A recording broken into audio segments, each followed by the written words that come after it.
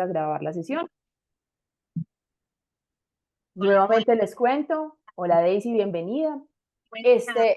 Muy bien, gracias a Dios. Esta es una acción de formación auspiciada por AstraZeneca, justamente. Nuestro panelista el día de hoy será el doctor Jorge Rico Fontalvo. Antes de hablar del doctor Jorge Rico, cuéntanos, Daisy, si quieres dirigirte al público que nos acompaña el día de hoy. Bueno, claro que sí, no, muchísimas gracias a ustedes por la invitación, muchísimas gracias al doctor Rico por aceptar también la invitación esta noche. Disculpen de pronto el ruido que está al fondo, pero estoy en un espacio que está un poquito ruidoso. Y pues nada, realmente para AstraZeneca y puntualmente para el área médica, estos espacios pues son de verdad unos espacios que atesoramos mucho porque nos permite continuar con todo el tema de academia, de espacios de intercambio científico. Realmente es un espacio, como les dije, del área médica, no promocional, donde lo que buscamos es precisamente que se genere discusión alrededor del mensaje que el doctor va a dar. Entonces, pues nada, Juliana, nuevamente muchas gracias y pues el auditorio está en manos del doctor Rico. Así es, con todo cariño, Daisy. Entonces, a ver, ¿qué saben del doctor Jorge Rico Fontalvo? Resulta que él es médico internista, nefrólogo candidato a doctor en gestión de las tecnologías e innovación. Hace parte de nuestra organización desde varios años atrás. Es presidente de la Sociedad Latinoamericana de Nefrología, miembro del Latin America Regional Board de la ISN, miembro honorario de la Sociedad Ecuatoriana de Nefrología, miembro correspondiente a la Academia Nacional de Medicina, expresidente de la Asociación Colombiana de Nefrología, investigador junior de Colciencias Colombia y autor de publicaciones nacionales e internacionales en tópicos relacionados con diabetes, riesgo cardiovascular, obesidad y nefrología crítica. Es para nosotros un placer que el doctor Jorge Rico, primero, haga parte de la organización y segundo, se haya vinculado a esta acción de formación tan pertinente, como les mencionaba ahorita, tanto para nosotros como para la medicina en general. Hoy vamos a hablar sobre síndrome cardiorrenometabólico. Y antes de darle la palabra al doctor Rico, entonces les voy a contar que vamos a estar enviando un listadito de asistencia, un enlace para que ustedes nos diligencien asistencia, valoren la acción de formación y al final, para nuestro personal de Promedan, vamos a enviar un post-test, es decir, para que midan la asimilación de los conocimientos que hoy el doctor Jorge Rico va a transmitir. El personal externo que en este momento nos acompaña está también bienvenido a presentar ese post-test. Les agradecemos que todos quienes estamos en la sala pues diligenciemos el enlace que les vamos a enviar de asistencia y maravilloso si al final de la jornada en otro enlace diferente pues también quieren medir sus conocimientos a través del post-test, ¿cierto? Bueno, sin más preámbulo y después de dar, digamos, ese recuento de quién entre comillas, es el doctor Jorge Rico, aparte un excelente ser humano. Doctor, bienvenidísimo y adelante, por favor, con la presentación. Buenas noches, un gusto saludarlos. Hola, Daisy, gracias por estar presente, gracias a Laboratorios AstraZeneca por abrirnos estos espacios en la institución, en Promedan, que es donde es importante continuar con la educación médica continua. Gracias también al liderazgo de Yuli por mantener estos espacios que desde hace varios años los hemos mantenido. Voy a compartir pantalla. Por ahí vi un comentario que no se escucha bien. Yo quiero que me comenten si escuchan bien, que es muy importante. ¿Sí? Yo lo escucho bien. Perfecto, te escucho muy bien. De pronto para que internamente sea el equipo que la persona esté utilizando lo pueda de pronto ajustar el audio, pero yo escucho muy bien. Perfecto, sí es importante que escuchen bien. Tenemos a alguien con la mano levantada. Espérenme, miro. ¿Ya la bajó? Sí, ya la bajó. ¿Tú me puedes prestar porque no me permite grabar la reunión?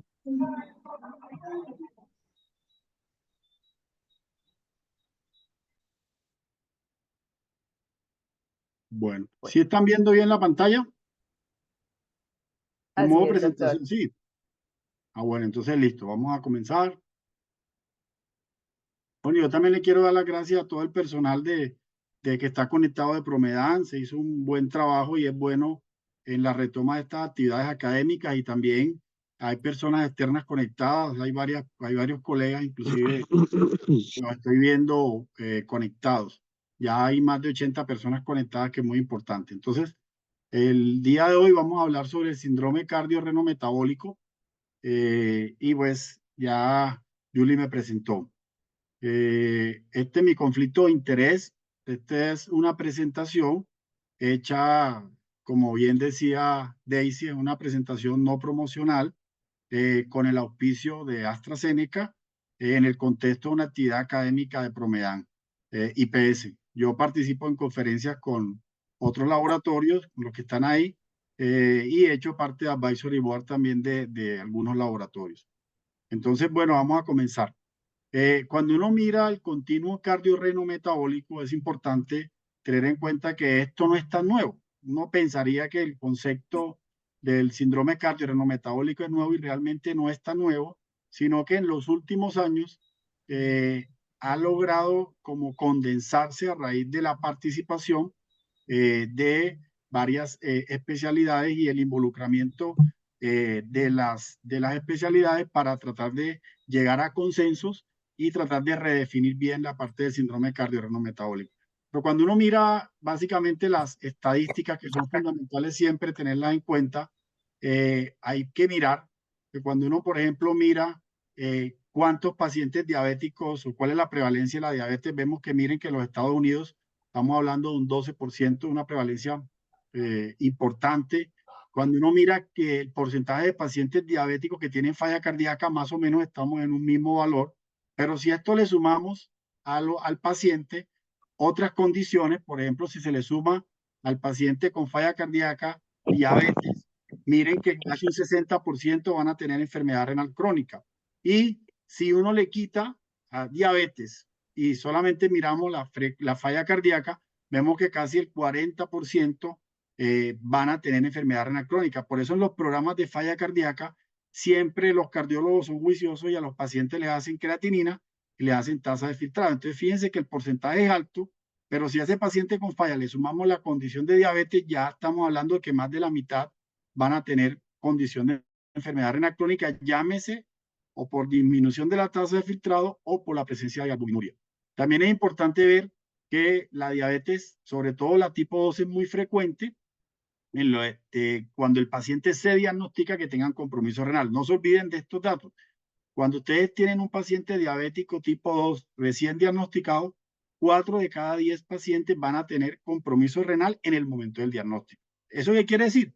Que todo paciente diabético, sobre todo el tipo 2, yo también pienso que el tipo 1 también entraría, sobre todo en nuestro medio, hay que hacerle tamizaje de enfermedad renal. Y miren, la prevalencia de enfermedad cardiovascular también es bastante alta. O sea, los pacientes diabéticos tienen una prevalencia de enfermedad cardiovascular muy alta, estamos hablando de un 32%. Y este dato es muy interesante. Fíjense que esto es un estudio de 137,000 pacientes. Y miren qué dice este estudio. Claramente que los pacientes diabéticos sin complicaciones, su primera complicación crónica que van a presentar en un 60% de los casos van a ser una complicación cardiorrenal. Y muchas de estas presentaciones son asintomáticas, es decir, tenemos los pacientes diabéticos y su primera manifestación de una complicación crónica es una patología cardiorrenal y muchas veces son asintomáticos. Entonces es muy importante tener en cuenta porque si a veces no lo pensamos, no lo buscamos, probablemente no la vamos a encontrar. Y si ya nos metemos en el tema de enfermedad renal crónica, recuerde que estamos hablando de síndrome cardiorrenometabólico y les estoy dando como los datos estadísticos. Vemos que la enfermedad renal crónica es muy prevalente, muy frecuente. Miren estos datos que son de organismos, reportes de organismos supranacionales, donde para el año 90-2017 la enfermedad renal crónica estaba ocupando el puesto número 17 como causa de mortalidad. Probablemente para esa época no le daban tanta importancia a la enfermedad renal crónica, pero fíjense cómo para 2017 el número de muertes prácticamente aumentó en un 41%, atribuible a esa enfermedad renal crónica. Y pasamos del puesto 17 al puesto número 12. Hoy en día, hoy, estamos hablando a 2023, 2024, en América Latina estamos ocupando el puesto número 8. Por eso ustedes saben que los organismos supranacionales OPS, OMS, ONU, cuando las enfermedades están entre las 10 primeras causas de mortalidad, sobre todo en las 5 primeras, es donde más se hacen los esfuerzos y por eso hoy en día la enfermedad renal se le está dando importancia y más dentro de ese espectro de pacientes con patología cardiovascular y asociada también a diabetes. Pero ¿cuál es la proyección?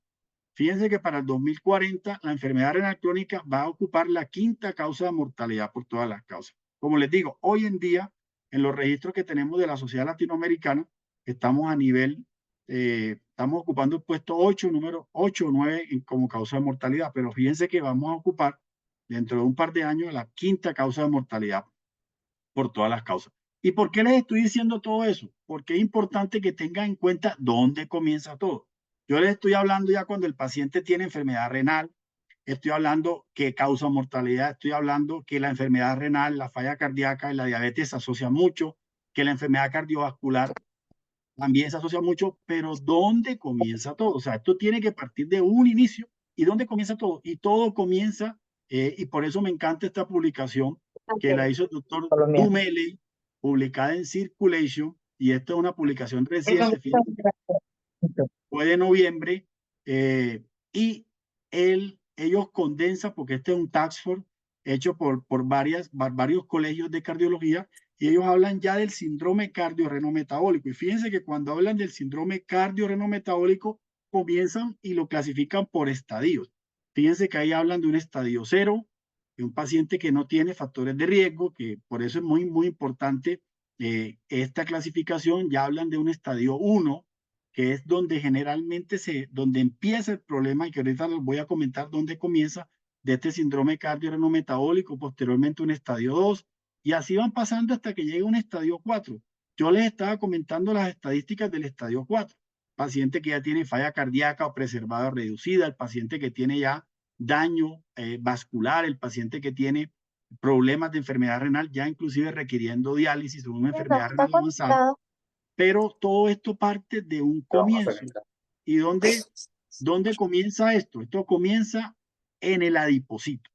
Y este de pronto es el primer mensaje que les quiero dar, porque esto cambia todos los paradigmas que probablemente nosotros podamos considerar.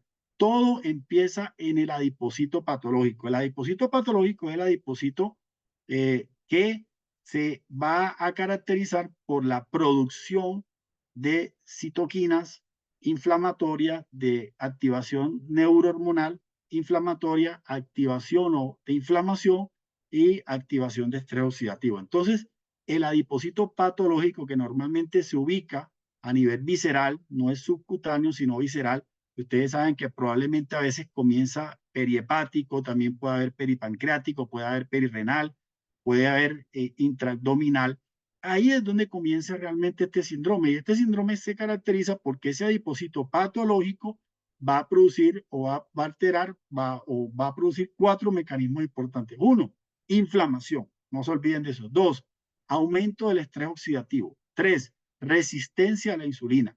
La resistencia a la insulina comienza de una disfunción de ese adipocito patológico, por eso se llama adiposopatía. Ese es el término con que se conoce. Y también disfunción vascular. ¿Y esto qué tiene que ver con el riñón y con el corazón? Es lo que van a preguntar. Pues sí, ese adipocito patológico, debido básicamente a estos procesos inflamatorios, de estrés oxidativo, de resistencia a la insulina y de disfunción vascular, a nivel renal, ¿qué van a producir? A nivel renal van a producir hiperfiltración, a nivel renal van a producir microalbuminuria, alteración en la membrana basal del riñón, por eso hay microalbuminuria, daño túbulo intersticial por inflamación, y por eso ahí se va construyendo ese síndrome cardiorrenometabólico. Pero a nivel cardiovascular, ¿qué va?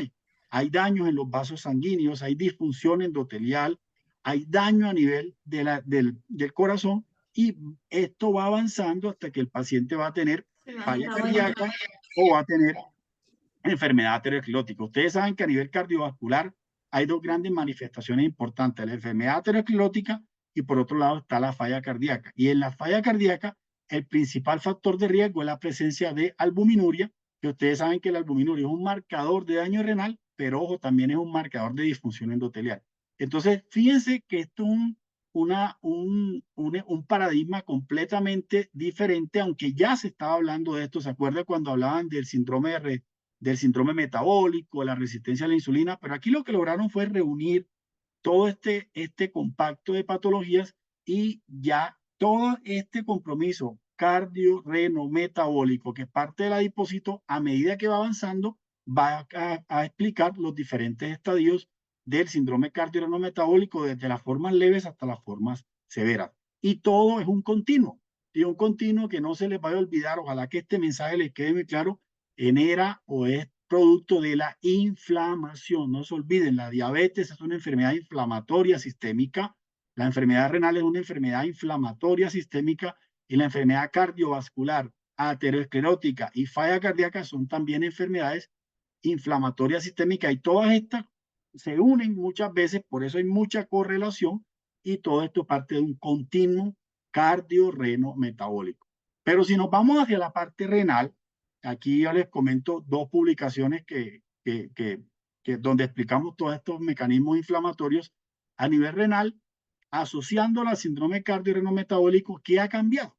Ha cambiado en que, por ejemplo, cuando yo hice nefrología y nosotros hablábamos de diabetes o patologías metabólicas con compromiso renal, nosotros decíamos, bueno, ¿por qué el paciente diabético hace daño renal? Y nosotros nada más teníamos en cuenta dos ejes, un eje hemodinámico y un eje metabólico. Entonces, claramente hace muchos años se demostró que los pacientes que tenían cifras de glicemia no controladas eran más propensos a complicaciones con compromiso microvascular, retinopatía, nefropatía, neuropatía, y claramente eso se sabe que el mal control metabólico facilita, obviamente, el desarrollo de enfermedad renal. La obesidad también está asociada a mayor progresión de enfermedad renal, y el eje hemodinámico también. Todos sabemos que estos pacientes iban a tener hiperfiltración y que el primer estadio de enfermedad renal era la presencia de hiperfiltración. Pero hoy en día ese componente hemodinámico y metabólico, y relacionado con todo lo que les estoy comentando, juega un papel muy importante la inflamación. A nivel renal, la inflamación es fundamental y la fibrosis, y por eso hay que tener en cuenta, dentro de los ejes de progresión de enfermedad renal, el hemodinámico y el metabólico, pero tengan en cuenta la inflamación y fibrosis. Este fue otro artículo que publicamos donde hablamos básicamente que los riñones son órganos netamente inflamatorios. Uno pensaría que órganos inflamatorios era el vaso o solamente el hígado, pero los riñones son órganos absolutamente inflamatorios y tienen procesos inflamatorios intrínsecos por diferentes vías de la inflamación. Hay producción propia de citoquinas, interleuquinas proinflamatorias. También esa grasa perirrenal se asocia también a producción de citoquinas inflamatorias, y esto también se asocia a aumento de inflamación, y la inflamación va a llevar obviamente a fibrosis. Entonces, esto es para resaltarles que no se olviden de la inflamación en el continuo cardio-reno-metabólico y de dónde parte. Pero cuando nosotros hablamos de inflamación, hay que hablar de que no es una sola vía. Hay múltiples vías que explican por qué un paciente en este continuo tiene compromiso renal y también tiene compromiso, por ejemplo, de falla cardíaca y compromiso vascular. Sabemos que la glucotoxicidad intrarrenal juega un papel fundamental en estos procesos. Sabemos que la sobreexpresión del cotransportador GCLT2 juega un papel muy importante, por eso hay intervenciones que lo bloquean. La alteración de la relación del factor 1 inducible de hipoxia. Este es un aspecto muy importante, la sobreactivación del receptor mineralocorticoide, y también, aunque no crean, la actividad de la DPP4 tisular. Entonces, ¿qué les quiero decir con esta diapositiva para no enredarlo? Que cuando uno habla de inflamación hay varias vías, y por eso las intervenciones que bloquean estas diferentes vías son fundamentales en el manejo del paciente en el continuo cardio-reno-metabólico, y por eso medicamentos sirven para control metabólico, sirven para control de falla cardíaca y sirven también para el control de la enfermedad renal, y también sirven para prevenir, y de eso vamos a hablar más adelante. Entonces, esto es el otro mensaje importante, que sepan que no es una sola vía, son múltiples vías las que interfieren en este proceso inflamatorio. Entonces, teniendo en cuenta lo anterior, en el paciente o en ese continuum cardio-reno-metabólico, ¿cuáles son los objetivos que yo debo tener con mi paciente? Y básicamente son tres grandes objetivos fundamentales que nosotros tenemos que tener en cuenta. Un objetivo, obviamente, es el control glicémico, ya, y el control glicémico es fundamental si el paciente está prediabético, si el paciente está diabético, y aún en el paciente que todavía no ha llegado y que tiene factores de riesgo. Es importante la seguridad y es importante el control de peso. Eso es fundamental. Pero también es importante saber que la principal causa de mortalidad en ese paciente cardiorrenometabólico y en el paciente con enfermedad renal diabética, ojo para los de Promedan que hacen parte de la institución, que están conectados, este es un dato muy importante. La principal causa de mortalidad en los pacientes con enfermedad renal diabética es la enfermedad cardiovascular. No se olviden de esa parte. Y por eso es muy importante disminuir el riesgo cardiovascular, pero también en ese continuum cardiorrenometabólico no se olviden de impactar en la progresión de enfermedad renal. Entonces tenemos que impactar en los 3 ejes. Los 3 ejes son fundamentales y si ustedes piensan en esos 3 objetivos, estamos haciendo un ejercicio muy adecuado. Entonces, cuando uno habla ya de intervenciones específicamente en esta área, vemos que hay unas intervenciones que son la base. Nunca se olviden de las intervenciones que son la base.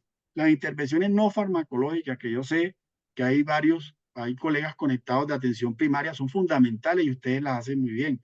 No se olviden de las intervenciones no farmacológicas, del control de peso del paciente, de la actividad física, que hay unos protocolos de la dieta o los hábitos nutricionales saludables que son muy importantes, de la actividad física, evitar el sedentarismo, evitar el cigarrillo. Eso aplica para todo. Eso no solamente aplica para el espectro del paciente del continuum cardiorrenometabólico que hace más daño renal o que hace más daño cardiovascular, no aplica para todo paciente incluido en esta población de riesgo cardiovascular, porque hay que intervenir en esos factores de riesgo. Hace 20 años los IECA y los ARA2 demostraron ser medicamentos nefro y cardioprotectores en ese paciente específicamente, sobre todo en los pacientes que tienen la presencia de albuminuria como marcador de disfunción endotelial o como marcador de daño renal. Pero hoy en día hay 3 grupos de medicamentos importantes que ya han demostrado que son medicamentos innovadores que impactan básicamente en ese continuum cardiorrenometabólico y para resaltar dentro de estos 3 grupos de medicamentos los inhibidores de la GSLT2. Entonces, ¿por qué estos medicamentos, los inhibidores de GSLT2, son cardio-nefroprotectores? Esa es la pregunta. Sabemos que estos medicamentos son antidiabéticos, sabemos que los inhibidores de GSLT2 bajan de manera importante la hemoglobina glicada.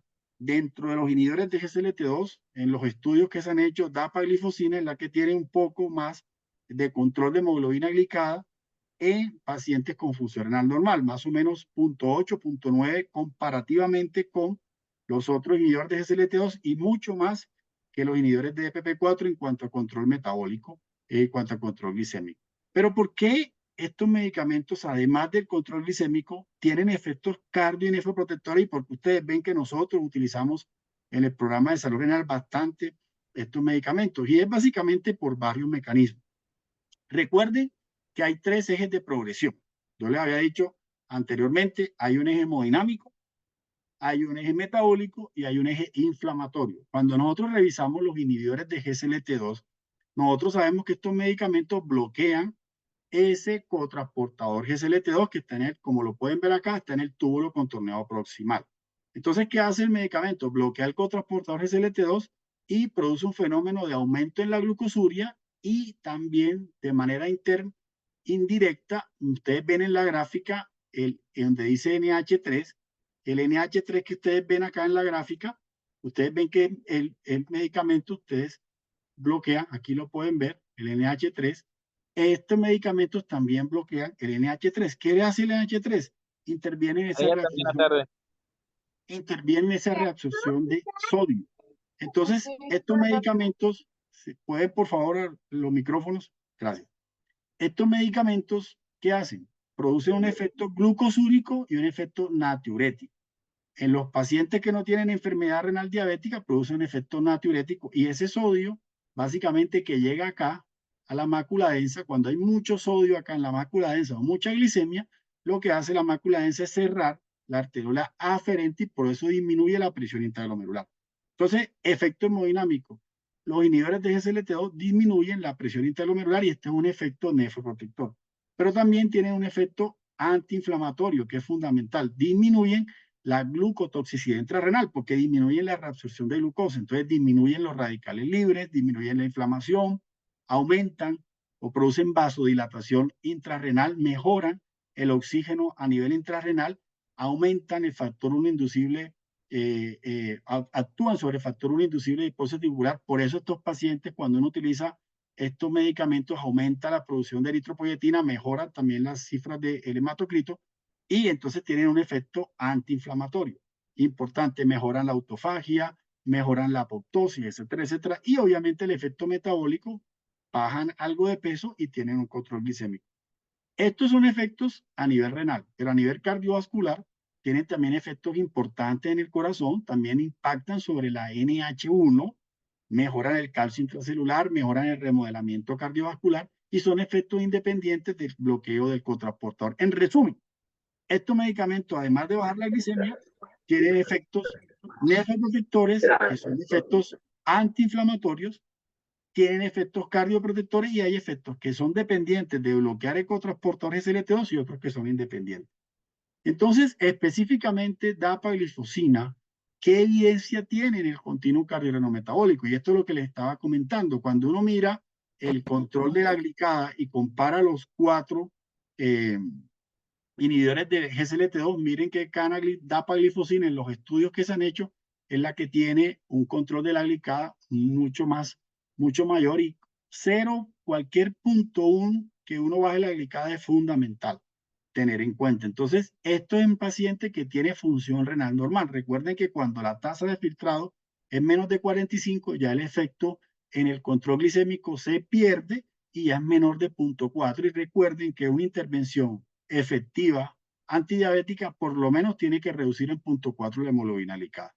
Pero fíjense los otros efectos que tiene, efectos sobre el peso, que es un efecto importante sobre la reducción de peso. 1 kilo de peso que uno pierda, baja la glicada en 0.15. Entonces, 3 kilos que pierdan, estamos bajando la glicada en 0.45. Y ojo que tiene efectos hemodinámicos, miren, sobre las presiones arteriales, que es importante también tener en cuenta.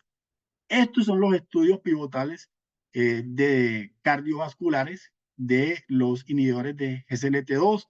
Muy importante, el primer estudio fue el EMPAREC con empaglifosina, después vino el programa CANVAS con canaglifosina. En Colombia no tenemos canaglifosina, pero sé que hay algunos colegas conectados de afuera, en otros países sí cuentan con canaglifosina. Y está el VERTIS con ertuglifosina, que no mostró resultados positivos, y está el DECLARE-TIMI 58, que es el estudio pivotal de seguridad cardiovascular de dapaglifosina. Cuando uno mira específicamente estos estudios, yo quiero resaltar, como estamos hablando de la evidencia de dapaglifosina, quiero resaltar el estudio DECLARE. Los invito a que se lo lean nuevamente. Es un estudio muy bonito. Es un estudio que aporta mucho. Para los nefrólogos es fundamental este estudio, por muchas razones, y les voy a dar las razones porque, primero, es el estudio que más tiene pacientes, que tiene una N más grande de todos los estudios que se han hecho con inhibidores de GSLT2, incluyendo los estudios en falla cardíaca, incluyendo los estudios de enfermedad renal. Este estudio aportó 17,000 pacientes. O sea, es el estudio más grande que hay con estas características con inhibidor de GSLT2. Recuerden que es el estudio pivotal cardiovascular de dapaglifosina. ¿Qué otra cosa es importante? Ojo, estos datos que les voy a dar. El 40% de los pacientes tenían enfermedad cardiovascular, pero el 60% de pacientes no tenían enfermedad cardiovascular. Si ustedes sacan el 60% de 17,000, estamos hablando de que más de 8,000 pacientes eran pacientes que no tenían enfermedad cardiovascular establecida. ¿Qué quiere decir eso? Que esto es importante porque los demás estudios con inhibidores de GSLT2 no aportaron esta población de pacientes en prevención primaria. Los otros estudios fueron hechos en pacientes con enfermedad cardiovascular establecida. Y aquí estamos aportando pacientes con enfermedad cardiovascular establecida, pero un porcentaje grandísimo en pacientes que no tenían enfermedad cardiovascular establecida. Entonces aquí podemos hablar de prevención primaria. El seguimiento fue casi más de 4 años, que es fundamental.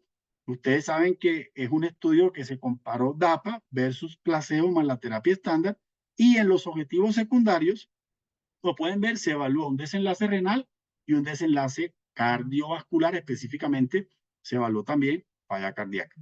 ¿Qué otra cosa importante de este estudio? Es lo que tiene que ver con validez. Ustedes cuando están en la consulta, si ven 10 pacientes, los 10 tienen enfermedad cardiovascular establecida. No, la mayoría de pacientes que uno ve en la consulta, y estoy hablando de los programas de riesgo cardiovascular, de los programas de nosotros, por ejemplo, de salud renal, la mayoría son pacientes que tienen factores de riesgo, son de muy alto riesgo, pero no es de 10 pacientes, los 10 no tienen enfermedad cardiovascular. Entonces, esto se asemeja mucho a lo que uno ve en la consulta. Uno ve muchos pacientes con factores de riesgo y también ve pacientes que tienen enfermedad cardiovascular. Eso es otro punto importante. Y otro punto importante para resaltar es que en estos pacientes muy poquitos tenían enfermedad renal. Fíjense que uno de los criterios diagnósticos de este estudio era la tasa de filtrado que fuera más de 60 y solamente un 7% de los pacientes tenían tasas de filtrado menores de 60 porque cuando se hizo la conversión en la fórmula dio eso. Es decir, la mayoría de pacientes tenían tasas de filtrado normal y solamente un 30% de los pacientes tenían albuminuria. ¿Qué les estoy queriendo decir? Que la mayoría de pacientes no tenían enfermedad renal, porque el 97%, 93% tenían tasas de filtrado más de 60 y el 30% tenían albuminuria, es decir, el 70% no tenían albuminuria, es decir, eran pacientes que no tenían diagnóstico de enfermedad renal y también con falla cardíaca. Eran muy poquitos pacientes los que tenían falla cardíaca. Cuando uno mira los resultados de este estudio obviamente, cuando uno evaluó el MACE obviamente dio, como pueden ver, hay un valor neutro, pero el MACE en los pacientes con enfermedad cardiovascular dio positivo a favor de la intervención con dapagliflozina. Pero esto es lo que yo les quiero mostrar. Miren estas características. ¿Cuál fue el promedio de las tasas de filtrado de los pacientes? 85. Solamente un 30% tenían albuminuria, es decir, eran pacientes sanos desde el punto de vista renal. Y miren, aún en los pacientes sanos, cuánto fue la reducción de riesgo relativo del desenlace primario, perdón, del desenlace renal, fue de un 47%. ¿Qué les estoy queriendo decir aquí? Y este es el resumen del estudio, por eso a mí me gusta mucho y es muy importante para los nefrólogos y para los cardiólogos que dapagliflozina es una intervención que sirve en prevención primaria. Es una intervención que sirve en los pacientes diabéticos y puede prevenir o disminuir la aparición de enfermedad renal o la aparición de falla cardíaca. Lo demostró el estudio claramente, porque aquí la mayoría de los pacientes no tenían falla cardíaca y no tenían enfermedad renal. Y aún así, el riesgo de reducción del desenlace renal fue un 47%. Fue bastante grande y de falla cardíaca también fue muy alto. Entonces, esto es una de las cosas importantes que les quiero resaltar y estos son los mensajes más importantes que da el estudio de DICLER. Estos son los mensajes más importantes que da el estudio de DICLER, que ya se los estoy comentando. Es un estudio que tiene buena validez interna y externa.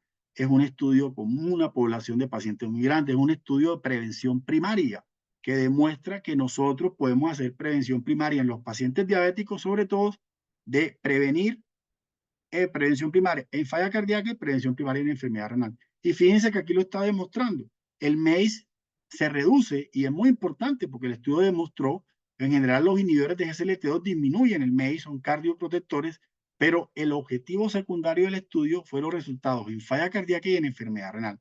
A raíz de ese estudio fue que se hicieron los estudios en falla cardíaca y en enfermedad renal para ya demostrar específicamente en esa población si estos medicamentos tenían un impacto positivo o no. Entonces, en la enfermedad renal crónica, ¿qué evidencia tenemos con dapagliflozina? Ya en el DICLER demostramos prevención primaria. En el DICLER demostramos que se puede en los pacientes diabéticos evitar o reducir que el paciente haga enfermedad renal, pero en los que ya tienen enfermedad renal se hizo el estudio DAPA-CKD, que es un estudio que se hizo con dapagliflozina. Estas son las características del estudio, o el primer estudio con inhibidores de SGLT2 que incluyó pacientes diabéticos y no diabéticos. Ustedes pueden ver ahí, fueron más de 4.300 pacientes, aproximadamente 400 centros. Las 2/3 partes de los pacientes eran diabéticos, 1/3 parte no era diabético y eran pacientes que tenían albuminuria. ¿Qué estábamos evaluando en el estudio? Un objetivo primario compuesto, desenlace renal y también muerte cardiovascular. Entonces, un estudio muy interesante cuando analizamos cómo le fue a los pacientes, específicamente a los pacientes diabéticos. Miren el objetivo primario. ¿Qué es el objetivo primario? Este es un estudio por eventos. Quiere decir que cuando se presenta un evento, ya se cumple ese evento. Y como es un objetivo primario compuesto, ¿y compuesto qué es? Que tiene desenlace renal y mortalidad cardiovascular. ¿Y qué es desenlace renal? 1, que el paciente llegue a diálisis o trasplante. 2, que el paciente llegue a tasas de filtrado menos de 15. 3, que el paciente tenga un deterioro más del 50% de la tasa de filtrado.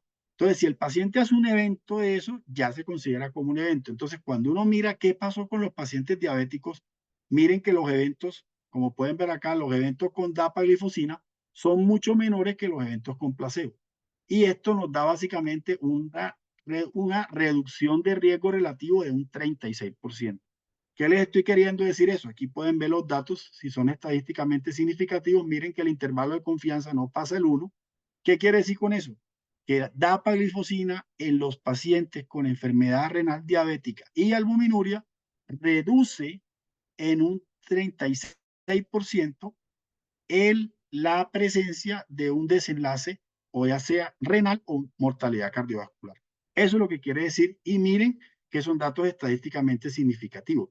Y si nos vamos a un desenlace netamente renal, o sea, si le quitamos mortalidad cardiovascular, miren que la reducción de riesgo relativo es mucho más alta, miren, un 43%, porque hay mucho menos eventos con DAPA que con placebo.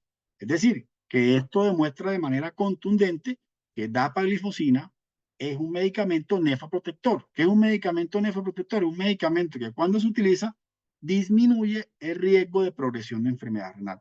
Y además es cardioprotector por los resultados que ya habíamos demostrado, se habían demostrado en los estudios pivotales iniciales.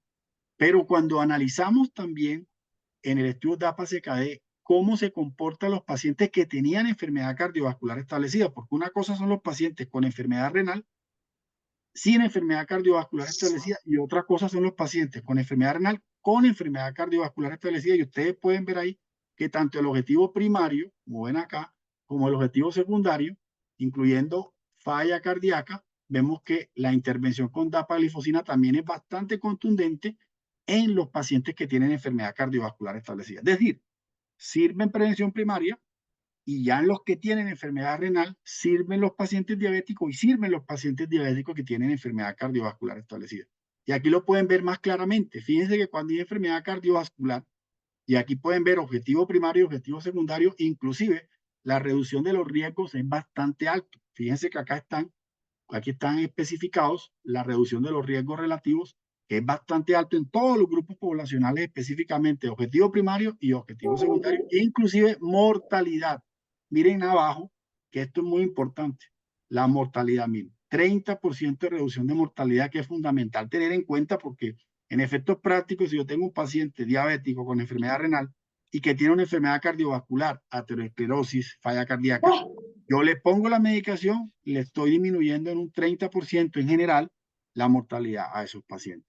Entonces, con base en eso que dicen las guías y los consensos, que dicen los nefrólogos claramente en nuestras guías ubicamos después de la primera línea, que son las intervenciones no farmacológicas que siempre van en la base. Recuerden que la base es lo más importante. Yo siempre, ayer estaba en una conferencia y les decía, si ustedes ven un edificio en Dubái y miran el penthouse o un hotel de esos bien caros allá y miran el penthouse, ustedes dicen que es lo más costoso, pues sí, el penthouse, pero el penthouse depende de la base. Si ese edificio no tiene una buena base, se cae. Y fíjense que se han caído varios edificios. Entonces, la base es lo más importante, es lo fundamental, eso es lo más importante. Y aquí también, en el paciente con el continuum cardiorrenometabólico, es fundamental las intervenciones no farmacológicas. No se olviden de eso y no se olviden del manejo holístico. Inhibidores de SLT2 van en primera línea, tenga o no tenga el paciente albuminuria, e independientemente de la hemoglobina glicada en el paciente diabético, toca utilizar con enfermedad renal diabética, es indicación, uno va a utilizar esta clase de medicamentos para poder tratar a los pacientes, y cuando el paciente tiene enfermedad cardiovascular o enfermedad cardiovascular, hablando de las normas regulatorias en Colombia.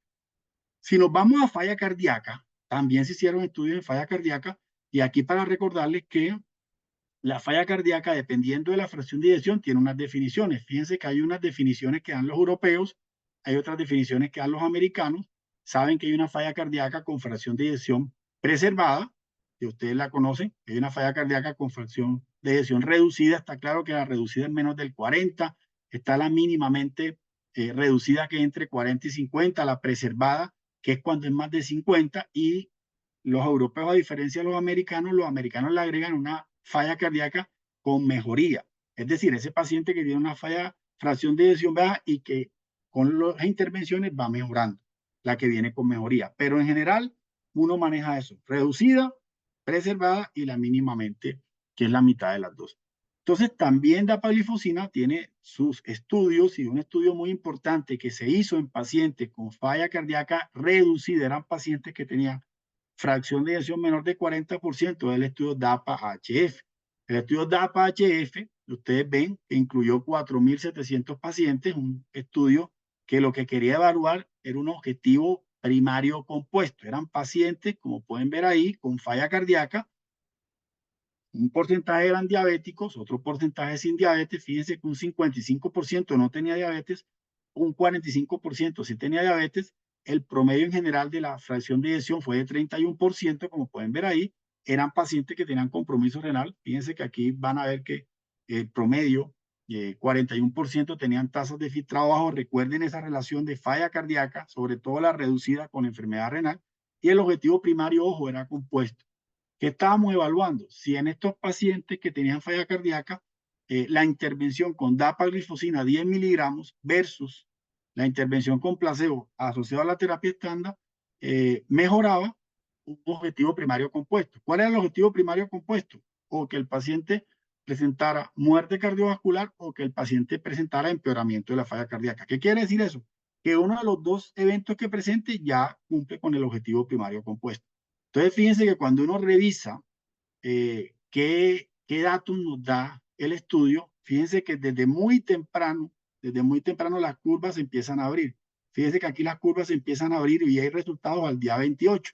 Es diferente a la enfermedad renal. En la enfermedad renal la nefroprotección se mira más tardíamente, pero la falla cardíaca, como tiene un componente hemodinámico, desde muy temprano podemos saber si un medicamento sirve o no. Y aquí, dapaglifosina demostró mejoría en un 26% en ese objetivo primario compuesto. Pero ese objetivo primario compuesto impactó tanto en muerte cardiovascular como en empeoramiento de la falla cardíaca. Fíjense que la variable compuesta, que fue esta 26%, si uno desglosa una por una, ambas variables dieron, porque a veces usted les puede dar la variable compuesta, pero una de las dos no les da. Pero aquí, ¿qué quiere decir? Que los pacientes con falla cardíaca, con fracción de eyección reducida, cuando uno utiliza dapaglifosina, vamos a disminuir esa mortalidad cardiovascular, vamos a disminuir ese empeoramiento de la falla cardíaca, que son los dos objetivos, puntos del objetivo primario. Y esto, como es un estudio por evento, nos da un NNT de 21. O sea, el número necesario a tratar a 3 años son 21 pacientes para obtener ese objetivo. Con el DAPA-CKD, no les comentaba, pero el NNT fue de 19. De todos los estudios que hay con inhibidores de SLT2, estoy hablando que son 3 estudios importantes, el estudio que tiene el NNT más bajo es dapaglifosina, que el NNT dio 19. Otro de los estudios dio 23 y otro de los estudios dio 27. Y eso es muy importante porque ustedes dicen NNT de 21, quiere decir que si yo veo 100 pacientes y es un NNT de 21, quiero decir que estoy evitando que 5 pacientes hagan o se mueran de enfermedad cardiovascular o hagan empeoramiento de la falla cardíaca. Porque si uno divide 100 entre 21, más o menos da alrededor de 5. Entonces, si yo veo 100 pacientes, entonces póngase a pensar, 100 pacientes en Medellín no se pueden ver en un día con falla cardíaca, si uno coge todos los centros. Entonces, cada 100 pacientes que uno ve, estamos evitando que 5 pacientes presenten eso. Un NT muy bueno. Y con DAPA, como el NT da 19, serían 5.3 o 5.4 pacientes. Entonces, muy importante y algo muy importante que la mortalidad, no se olviden de mortalidad, también se reduce. ¿Qué dicen los endocrinos y los cardiólogos? Fíjense que ellos dicen, datos del 2024, que hay que tener unos pilares en el manejo de los pacientes con estas patologías. Y dentro de los pilares están los inhibidores de SLT2, independiente del control de la hemoglobina glicada en los pacientes. Pero hablando de ese continuum cardiorrenometabólico, y esta es la última parte de la conferencia, quiero comentarles que no olvidemos las complicaciones, sobre todo en los pacientes con enfermedad renal y falla cardíaca. Y sabemos que las terapias modificadoras son importantes para disminuir desenlaces cardiorrenales en los pacientes. ¿Cuáles son las terapias modificadoras? Pues las que modifican la evolución de la enfermedad. Están los IECA, están los ARA2, está ahora que viene finerenone, está también los inhibidores de SLT2, muchas de esas, espironolactona, la terapia ARNI, en falla cardíaca, muchas de esas terapias producen hipercalemia. Entonces, esto es un estudio muy interesante sobre que aquí están los grupos poblacionales donde hay mayor riesgo de hipercalemia, la enfermedad renal, la falla cardíaca, la diabetes, y está claramente demostrado, como vio este estudio, que se mueren más los pacientes que yo les quito una terapia modificadora. Por ejemplo, le llega un paciente a consulta con 5,8 de potasio, 5,7 de potasio, si el paciente está y tiene una falla cardíaca reducida y le quito la espironolactona, o tiene una falla o tiene una enfermedad renal y le quito el IECA o la ARA2, o le quito de pronto al de falla cardíaca la terapia ARNI. O entonces está demostrado que suspender las terapias modificadoras, los pacientes se mueren 3 veces más que los pacientes que no les quito la terapia modificadora y trato la hipercalemia. Por eso es fundamental saber que la hipercalemia se debe manejar en los pacientes para tratar de mantener las terapias modificadoras, y este estudio lo demuestra claramente. Y fíjense que la hipercalemia es importante. Los rangos normales de potasio van entre 3.5 y 5 y está claramente demostrado, y también esto se los quiero decir, que la hipercalemia se asocia a mortalidad, sobre todo en los pacientes que tienen una de estas condiciones del continuum cardiorrenometabólico, los que tienen falla cardíaca, enfermedad renal, diabetes, o que tienen todas juntas o que tienen dos juntas, que a partir de valores de 5 hay un incremento en la mortalidad. Por eso la hipercalemia hay que tratarla. Hipercalemia hay que tratarla y controlarla, y ya contamos con terapias para manejar sobre todo la hipercalemia crónica. Nosotros publicamos la Sociedad Colombiana de Cardiología, el grupo de falla cardíaca, y el grupo de nosotros de la Asociación Colombiana de Nefrología, publicamos el año pasado el Consenso Colombiano de Hipercalemia Crónica. Ahí están los autores, participamos 5 por nefrología, 5 por el grupo de falla cardíaca, y publicamos el Consenso Colombiano de Hipercalemia en esta revista que está indexada en PubMed. Y este consenso básicamente logramos responder varias preguntas. Primero, mirar las definiciones. En general, en consenso, hipercalemia es potasio mayores de 5, entre 3.5 y 5 es lo normal, y uno los clasifica leve, moderado, severo. Leve entre 5 y 5.5, moderado entre 5.5 y 6, y más de 6 es lo que llamamos hipercalemia grave o hipercalemia severa. Entonces eso es muy importante tener en cuenta en las definiciones de hipercalemia crónica. Y cuando miramos las poblaciones de riesgo, y lo pueden ver, la enfermedad renal, sobre todo la enfermedad renal avanzada, los amigos, colegas que estamos aquí en el programa de salud renal, nos damos cuenta de las hipercalemias que tenemos, sobre todo los que tienen estadios avanzados 4, sobre todo algunos 3B. Si se asocia a diabetes, es mucho más frecuente la presencia de hipercalemia. Los pacientes que tienen falla cardíaca se asocian a hipercalemia por las terapias que utilizamos, modificadoras que suben el potasio. Y la edad también es un factor de riesgo. Los pacientes más de 60, 65 años, porque muchos son hipertensos y muchos tienen IECA o ARA2 dentro del tratamiento.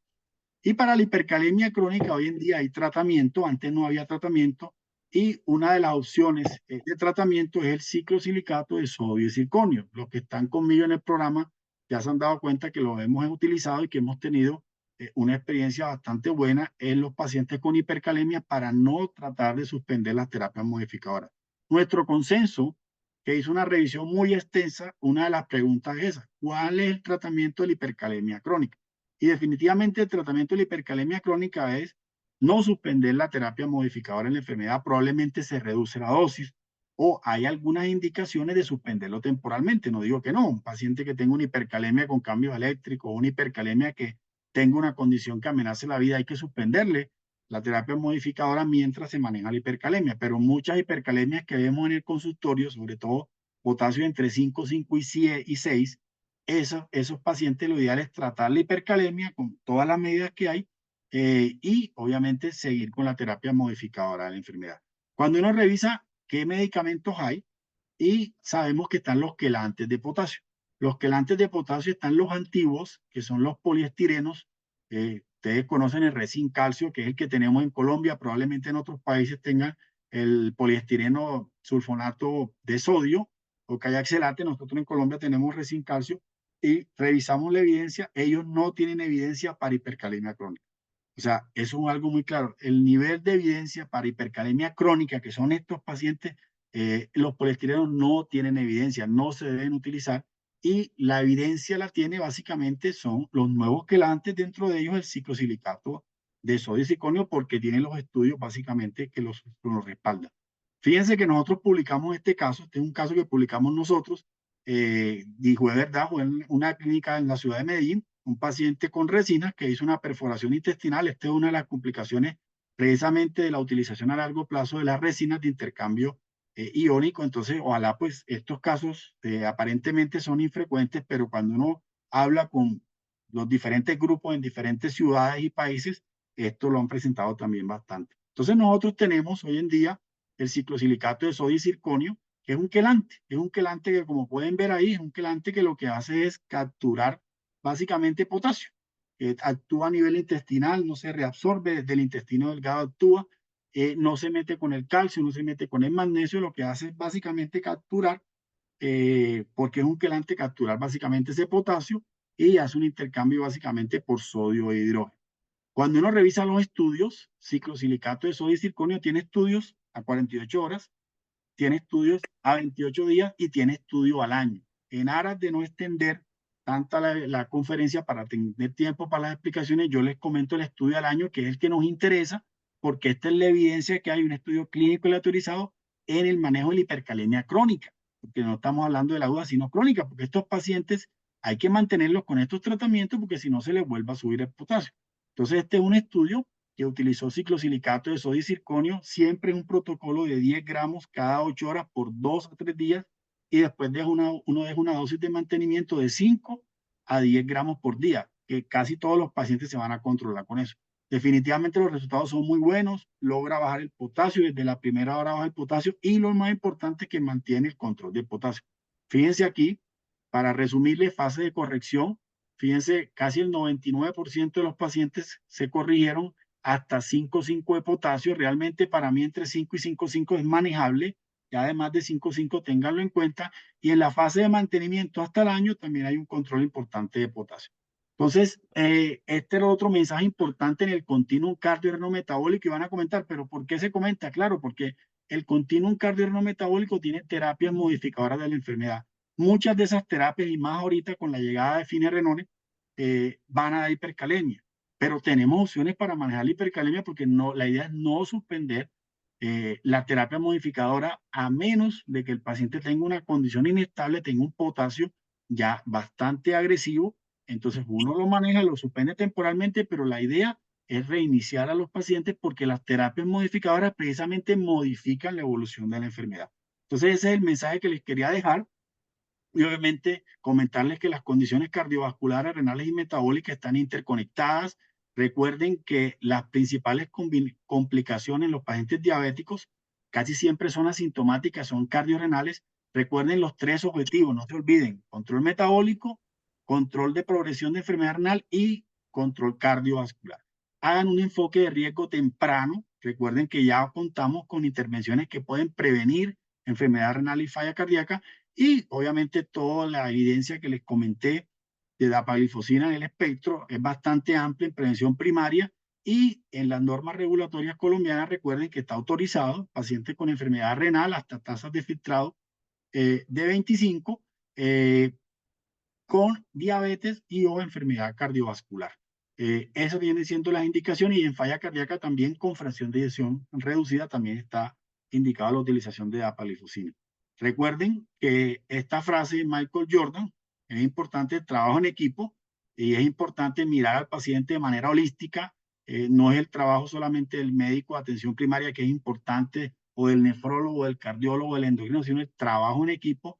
Y como digo, los médicos de atención primaria, que es la ruta por donde llega el paciente, son fundamentales. Muchas veces tienen mucha más experiencia en el manejo de estos pacientes que los mismos especialistas, que ya los pacientes nos llegan mucho más tardíamente. Muchísimas gracias. Estas son mis redes sociales si tienen preguntas que no alcancemos a llenar acá, y quedo atento ya a responder las preguntas que quieran que les hagamos. Muchísimas gracias. Doctor, muchas gracias. A AstraZeneca, gracias totales por el auspicio, y a ustedes, a cada uno de los participantes que estuvo ahí conectado con nosotros al pie del cañón en esta sensibilización tan especial, nuestra gratitud. Bueno, tenemos preguntas, y también Y no te aprovecho preocupes para decirles, no te preocupes, Julie, que en estos espacios siempre 15, 20 minuticos de preguntas no hay problema. O sea que estoy abierto a las preguntas que me quieran hacer. Muchísimas gracias. ¿Sí? claro que sí, y aprovecho para decirles que en el chat tienen los 2 enlaces: el de asistencia por si no lo han diligenciado, y el del post-test si quieren medir sus conocimientos. Así es que adelante, pues ya saben los de Promedan que para ellos es absolutamente necesario que diligencien el post-test. Listo. Nos preguntaban también, antes de iniciar con las preguntas, si les podríamos compartir las memorias o la grabación de la sesión. Entonces, les vamos a compartir el enlace al correo electrónico que registren en el POSTES. Bueno, ahora sí, nos fuimos con las preguntas.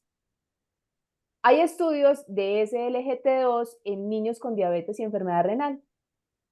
Bueno, muy buena la pregunta. En diabetes tipo 1 hay algunas experiencias, pero no está autorizado todavía. En algunos países se utiliza. La evidencia en niños no la hay todavía de manera importante, pero próximamente debería de llegar. ¿Ya? Básicamente. O sea, la gran evidencia que hay son en mayores de 18 años de edad, en pacientes diabéticos tipo 2 y en pacientes con falla cardíaca y en enfermedad renal. Van a haber estudios también como medicamento neuromodulador, van a haber estudios también en pacientes con patología litiásica, van a haber estudios que vienen en camino en pacientes en diálisis, que veo que hacen otra pregunta, vienen varios estudios en diálisis, tanto en hemodiálisis como en diálisis peritoneal. Estamos hablando de estudios contundentes, estudios con una estructura metodológica bastante importante, porque sí, hay reportes en diabéticos tipo 1, hay reportes en España de casos, en trasplante también hay reportes de casos donde es un medicamento seguro, pero ya estudios clínicos aleatorizados, obviamente es importante esperarlos. Fisiopatológicamente, no tendría por qué no servir en diabético tipo 1 como coadyuvante con el uso de insulina. Por la fisiopatología que implica el diabético tipo 1, son pacientes que requieren insulina, pero como complemento del tratamiento por la fisiopatología, no fisiopatológicamente no habría por qué no considerarlos en pacientes que no tienen riesgo. Recuerden que uno de los riesgos es la cetoacidosis, entonces tiene que ser en pacientes que no tienen riesgo. Y en algunas partes los están utilizando. En niños, como digo, no hay una evidencia contundente, entonces la recomendación que hay en niños no existe todavía esa parte. Ya. Gracias, doctor. Ahí preguntaban, Julie, en diálisis. Les comento en diálisis, que yo sé que esa pregunta es importante. Cuando ustedes miran las guías, y nosotros tenemos que ser responsables en lo que nosotros estamos transmitiendo, yo no trabajo en diálisis en estos momentos, yo trabajo en programas de protección renal, pero sí he compartido o he preguntado por experiencias en varios países sobre el uso en diálisis. ¿Qué dicen las guías? Las guías dicen que uno utiliza la medicación, por ejemplo, dapaglifosina, uno lo utiliza, hay un punto de corte en la tasa de filtrado, pero no quiere decir que si el paciente, después que se inicia y la tasa de filtrado le cae, se lo tenga que suspender.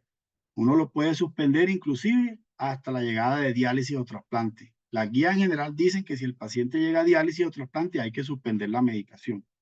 Vienen estudios en diálisis peritoneal y en hemodiálisis, y hay que esperar los estudios para poder de manera contundente y con una buena responsabilidad mirar si se pueden indicar en diálisis. Si me preguntan a mí específicamente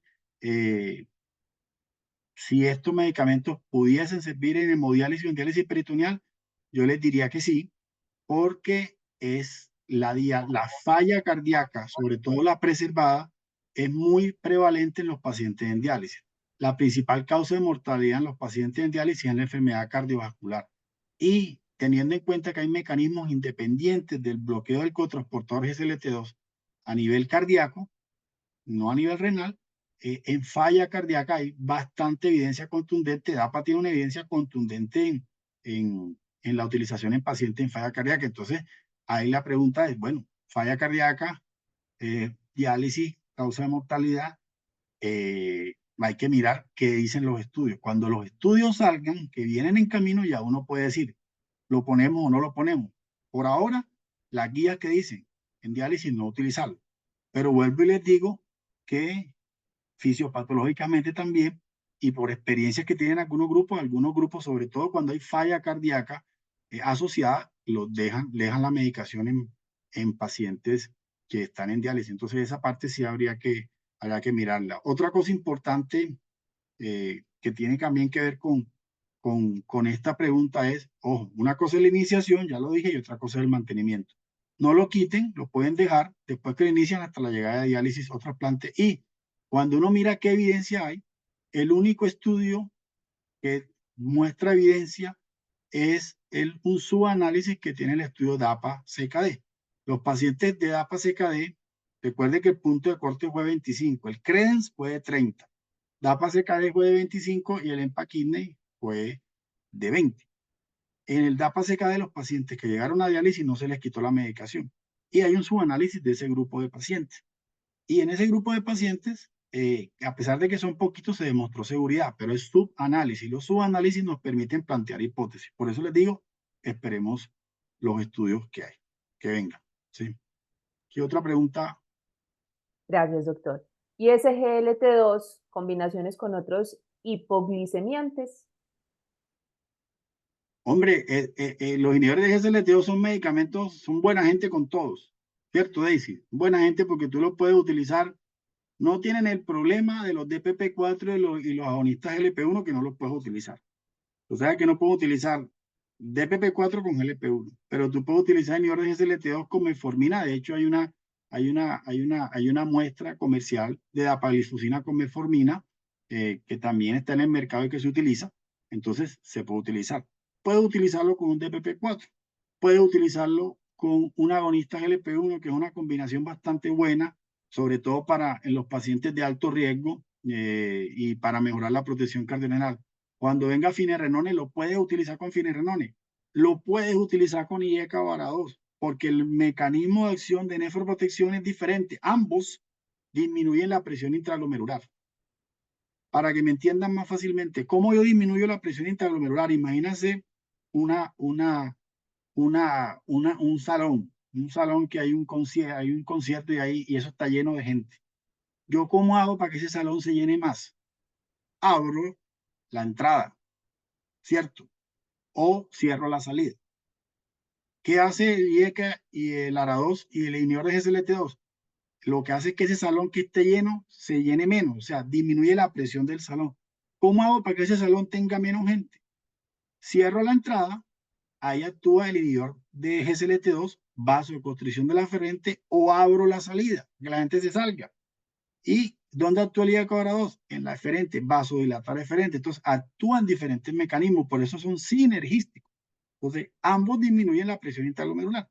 Y disminuir la presión intraglomerular, ¿qué implica? Implica que esa presión del glomérulo disminuye fibrosis, disminuye inflamación, pone a descansar al glomérulo y por eso ustedes en la práctica, cuando tengan pacientes, ustedes ven que cuando ponen IECA-VARA2 o cuando ponen inhibidor de GSLT2, se les va a subir la creatinina, se puede subir hasta un 20% o se les cae la tasa de filtrado. Tranquilo, no se preocupen por eso, que eso se va a recuperar en 2 a 3 meses, se recupera.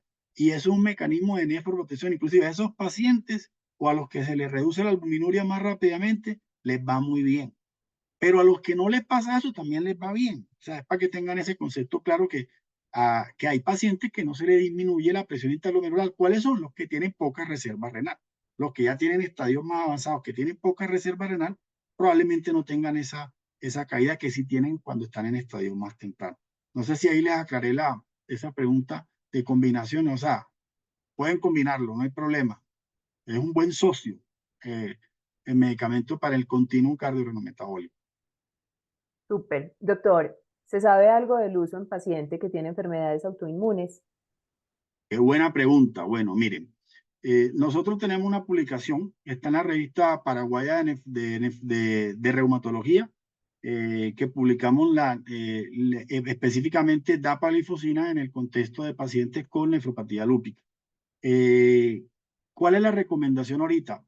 Va a salir un consenso, ahí yo les mandé las redes sociales, pero el consenso latinoamericano debe salir publicado la otra semana y ahí claramente explica las indicaciones. En pacientes con enfermedad renal, y esto es off-label, pero me están haciendo la pregunta, por eso la voy a responder, en pacientes con enfermedad renal no diabética, la gran mayoría hay que utilizarlo. En quienes no se deben utilizar. Uno, en la enfermedad poliquística del adulto, no se debería utilizar. Dos, en enfermedades autoinmunes, sobre todo en la etapa activa. En la etapa activa no hay evidencia suficiente para poder utilizarlo, sobre todo en los pacientes que tienen dosis altas de inmunosupresión, están en las fases iniciales, en los pacientes con vasculitis que están en etapas de inmunosupresión alta, en los pacientes con lupus que están en etapas de inmunosupresión alta. Ahí lo ideal es no hay evidencia contundente para utilizarlo. ¿Cuándo se utiliza en esos pacientes? Cuando ya, por ejemplo, uno tiene un paciente con nefropatía lúpica que ya está en fase de mantenimiento, que persiste con albuminuria, que es una albuminuria residual, que ya está en una fase como digo, de mantenimiento con dosis bajas de inmunosupresión, ahí es que yo lo podría utilizar. Ojo, pero estas son recomendaciones, son indicaciones off-label. En Colombia, le aclaro, está aprobado, dapagliflozina es en pacientes con enfermedad renal asociada a diabetes y o enfermedad cardiovascular establecida. Esa es la indicación que hay en Colombia. Lo demás es indicación off-label, en algún momento tendrán que aprobarlo.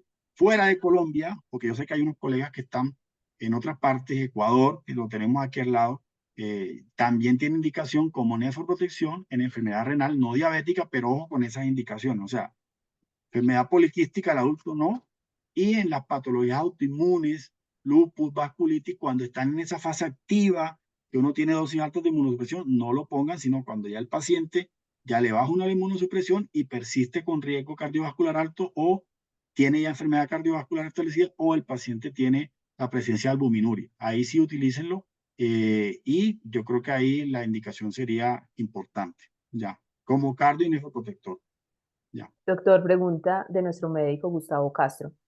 Ah, En la Gustavito, ¿qué consulta, más, Gustavito? Gustavito trabaja conmigo, ¿qué más, Gustavo? en la consulta de morbilidad encuentro pacientes con hiperpotasemia severa. ¿Tengo que tomar decisión inmediata para tratarlo o qué debo hacer? Bueno, hay hiperpotasemia severa son potasios mayores de 6. Yo pienso que hay que individualizar a los pacientes. Obviamente, si estamos, lo que normalmente dicen las guías es que si el potasio está mayor de 6, la idea es que se le pueda hacer un potasio de control. Ojalá de pronto en un servicio de urgencias cuando está mayor de 6. Obviamente uno analiza bien el paciente entre 5, 5 y 6, Gustavo. Lo que uno debe hacer es eh, mirar el contexto del paciente. Si es un paciente renal, diabético, con hipercalemia recurrente, que esa hipercalemia entre 5, 5 y 6 se ha mantenido, se ha persistido a pesar de alguna medida que uno haga, ese paciente tiene indicación de manejar la hipercalemia crónica. No tratar de suspenderle la terapia modificadora, sino manejar la hipercalemia crónica y por eso una de las indicaciones puede ser iniciar ciclosilicato de sodio y circonio. Entonces tú utilizas una dosis inicial y una dosis de mantenimiento y te darás cuenta que los resultados van a ser buenos. No suspender las terapias modificadoras. Si el potasio ya es mayor de 6, no hay manera de hacer un potasio de control. En el paciente lo ideal es tratar de tener un potasio rápidamente y manejarle obviamente también la hipercalemia. Si el paciente tiene una hipercalemia, que así dicen las guías, hipercalemia severa que condicione o que sea una situación riesgosa para la vida del paciente, ¿qué es eso? Cambios electrocardiográficos, que el paciente tenga alguna situación, inestabilidad, alguna cosa, ese paciente para urgencias, suspender la terapia modificadora, tratar la hipercalemia, algunos de ellos probablemente cierren, van a requerir diálisis y después de eso, de tratarlo, ya reiniciarle lo más temprano posible las terapias modificadoras. O sea, el gran mensaje que les quiero dejar acá es que la hipercalemia, denle importancia, la hipercalemia puede matar a un paciente, pero la hipercalemia tiene tratamiento. Y el tratamiento no tiene que ser a costa de suprimir o quitarle terapias modificadoras a los pacientes porque se mueren más los pacientes que yo les quito terapia modificadora a los que yo les trato la hipercalemia y les mantengo la terapia modificadora. Ese es el gran cambio de paradigma. El gran cambio de paradigma que hay hoy en día en estos momentos. Y eso está demostrado en estudios poblacionales importantes. No sé si con eso te respondí, Gustavo, la pregunta.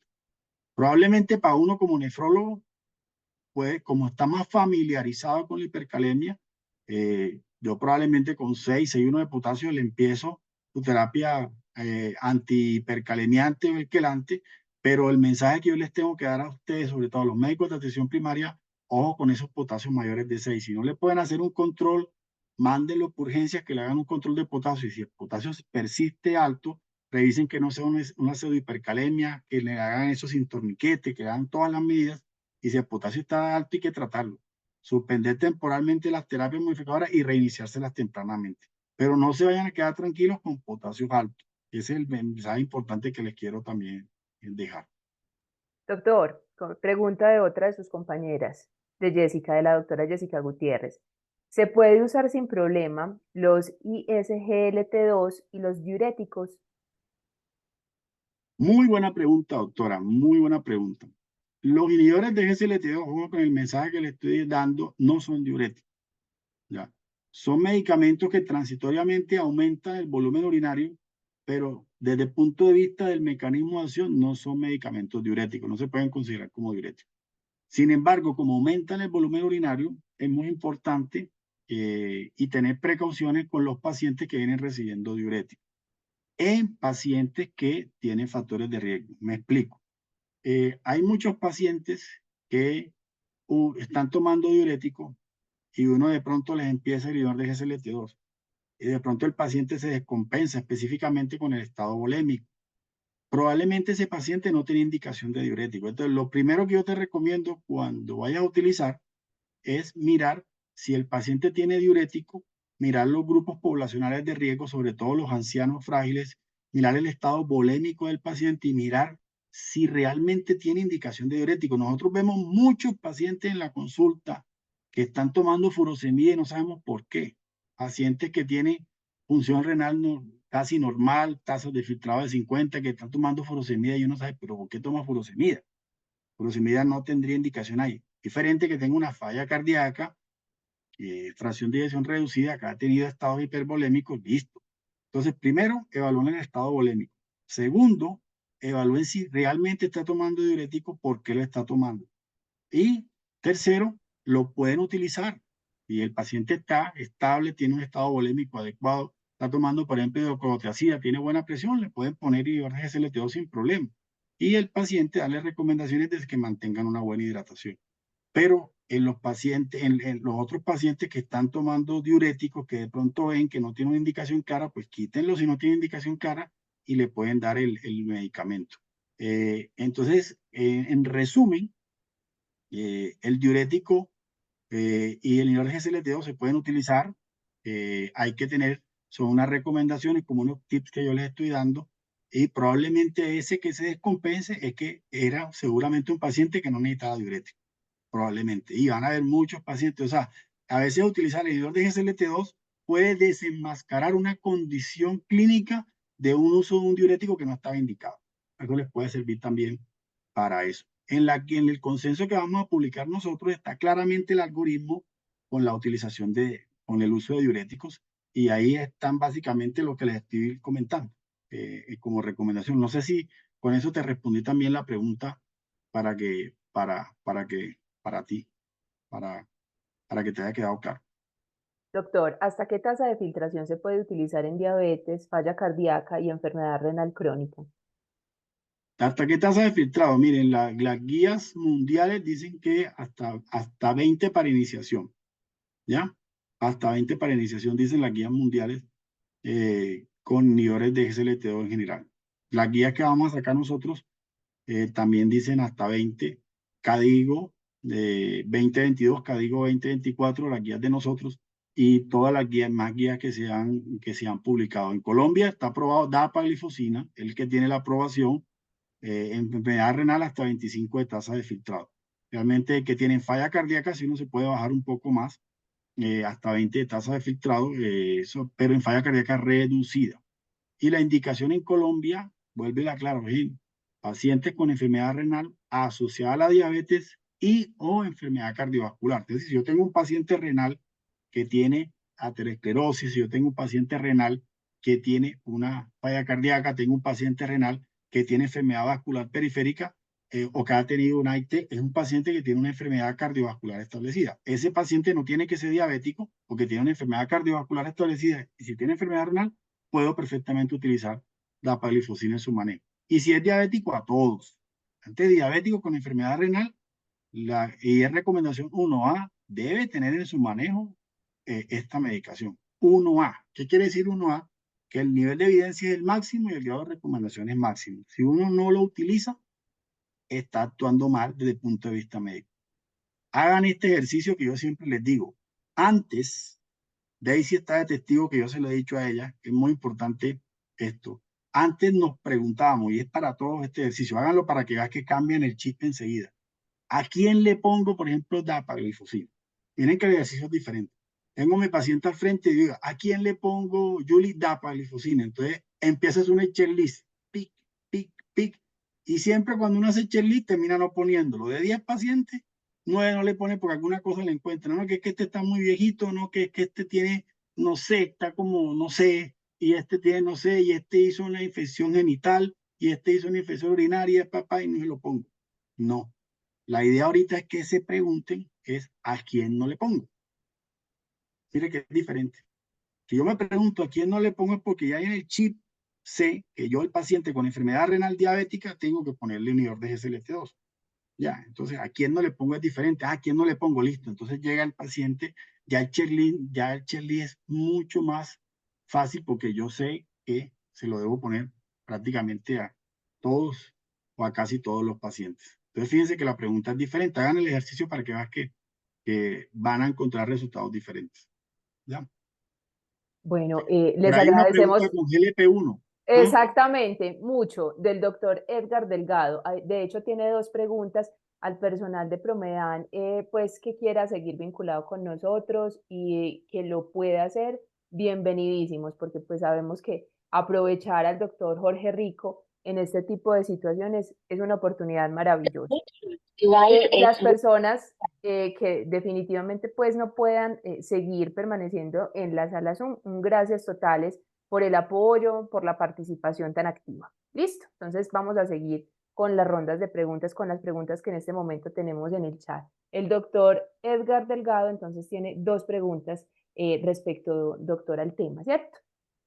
Sí. El uso de AGLP1 como pilar de manejo para SCRM en hiperglicemia de difícil manejo. Su uso puede ser combinado con ISGT2 e insulina o se tendría que omitir uno de ellos antes del uso de los AGLP1.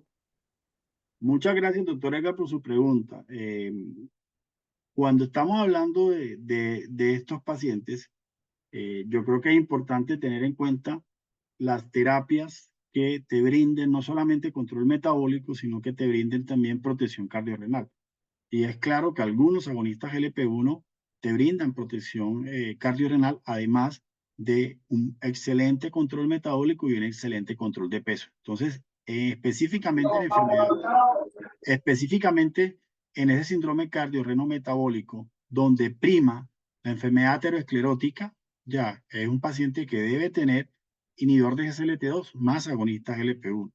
En los pacientes que prima la falla cardíaca debe tener inhibidor de GSLT2, que está muy claro, y en los pacientes que prima factores de riesgo, por lo menos como obesidad, que es importante, o un mal control glicémico, como bien lo está explicando ahí, es un paciente candidato a tener inhibidor de GSLT2 más agonista GLP-1. Las combinaciones de estos dos medicamentos son fundamentales. Yo creo mucho en las terapias combinadas y ambos medicamentos o ambos grupos de medicamentos tienen efectos sinergísticos, actúan de diferente manera. Entonces son terapias complementarias fundamentales que puedes tener en cuenta. Si el paciente tiene insulina, depende del control glicémico que tenga el paciente. Si, como estás comentando, que tiene un control glicémico descontrolado, pues le puedes adicionar la intervención con GLP-1. Si el control glicémico, que sería otro contexto, está adecuado y el paciente tiene una condición de muy alto riesgo o una enfermedad ya establecida, cardiovascular, ya tendría que cambiar de medicación y utilizar terapias modificadoras. Eso es como lo claro que hay. O sea, las terapias modificadoras son importantes y habría que tenerlas en cuenta en ese caso. Entonces, el manejo, fíjense que si uno lo mira, no es tan enredado. O sea, es tener en cuenta que es importante el control metabólico, nadie lo duda, pero sí, las nuevas guías ya refuerzan en que hay que también priorizar el riesgo cardiorrenal, mirar si hay falla cardíaca, si hay enfermedad cardiovascular y si hay enfermedad renal. Y si hay esas condiciones, independientemente del control glicémico, uno tiene que utilizar terapias modificadoras, que las dos importantes son los inhibidores de GSLT2, los agonistas LP1, que también te sirven para el control glicémico. La insulina es una terapia que va a seguir vigente, la insulina no está perdiendo vigencia. Hay pacientes que necesitan insulina, hay pacientes diabéticos tipo 2 que tienen falla en célula beta y necesitamos utilizar la insulina en esos pacientes. Los pacientes que llegan supremamente descompensados con si con hemoglobina glicada muy alta, con síntomas sugestivos de falla de célula beta, que es poliuria, polidipsia, polifagia, pérdida de peso, esos pacientes probablemente hay que empezarlos con insulina y muchos de esos pacientes probablemente les podría uno quitar la insulina después. Pero la insulina sigue siendo una terapia vigente, pero recuerden que es una terapia que no es modificadora de la enfermedad. Te controla la glicemia, pero no te da beneficio renal, me refiero a beneficio y beneficio en estas patologías cardiovasculares. Espero que haya quedado claro esa respuesta. Y la otra, ¿cuál es de doctor Edgar? La otra del doctor Edgar es respecto a su experiencia en riesgo de micosis por uso de ICGLT2. Gracias por la pregunta. Y aquí les voy a responder otras cosas importantes. Uno, micosis. Los estudios clínicos, todos estos estudios clínicos, hay un metaanálisis que se los puedo pasar de 90.000 pacientes. Cogieron los 3 estudios con inhibidor de GSLT2 importantes. 90.000 pacientes, 75.000 eran diabéticos, 15.000 eran no diabéticos. Y analizaron variables como seguridad. Realmente las infecciones genitales son infecciones que se pueden presentar, puede haber un aumento en el riesgo, son infecciones que la mayoría se pueden controlar con una buena educación, y aquí la educación es el pilar fundamental para tratarlas, y en caso con la educación vamos a ahorrar la presencia de muchas infecciones genitales con educación. Pero en caso de que se presenten, la mayoría se van a tratar de manera local y son autolimitadas. Infecciones urinarias. Con infecciones urinarias, ¿qué consejo les doy?